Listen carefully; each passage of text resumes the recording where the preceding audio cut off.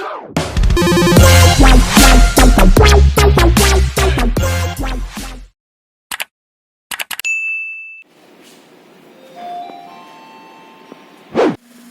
up guys? So nandito ulit tayo sa ating bagong Airbnb. Pero dito ulit tayo sa Trees kasi ito yung pinakamalapit sa akin.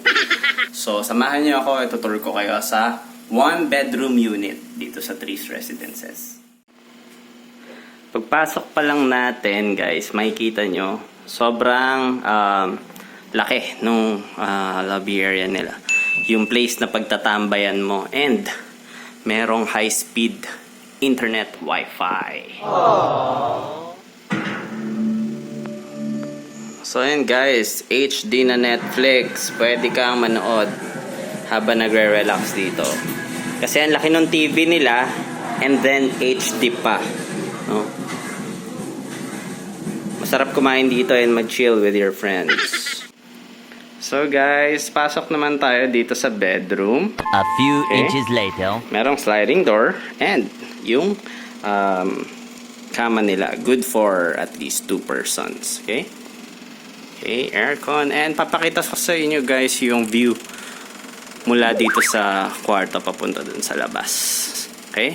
Yan, maganda siya. And merong cabinet. Okay?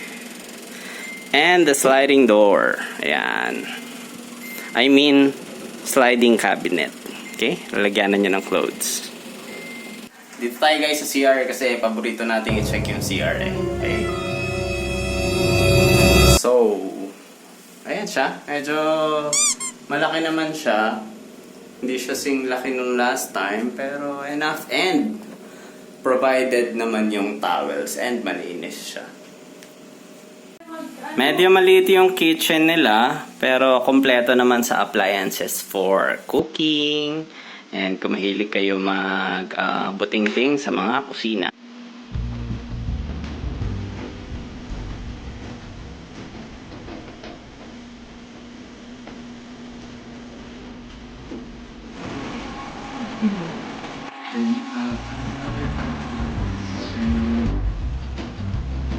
So mabilis lang yung tour natin ngayon guys kasi doon last time sa isa kong video, 2-bedroom unit yon. Itong pinakita ko sa inyo, 1-bedroom unit lang. Pero kung makikita nyo ang difference nila, itong 1-bedroom unit is good talaga kasi sobrang laki nung place, no, to get on with your friends compared dun sa 2-bedroom unit. Ayun nga guys, mabilis lang yung video ko ngayon kasi kung mapapanood niyo yung previous video ko, na-explain ko na lahat ng anong uri ng amenities yung meron dito. And yung pool, same lang, 150 pesos kung guest ka. And doon mo bibilin yung ticket sa admin office. Actually ngayon, pauwi na kami, hinihintay na lang namin yung host. Wala namang problem sa host, basta magbigay ka lang ng isang, kahit picture lang nung one valid ID mo. Pwedeng driver's license, okay? Basta valid or government para walang reklamo. And maganda dito sa Trees kasi pag tawid mo sa kabila, doon na yung McDonald's. And then sa labas, merong Alpha Mart kaagad. Okay? Na pwede mong pagbilan ng mga tubig. Okay? So ayun, ipoprovide ko yung information nitong Airbnb na place na to sa comments.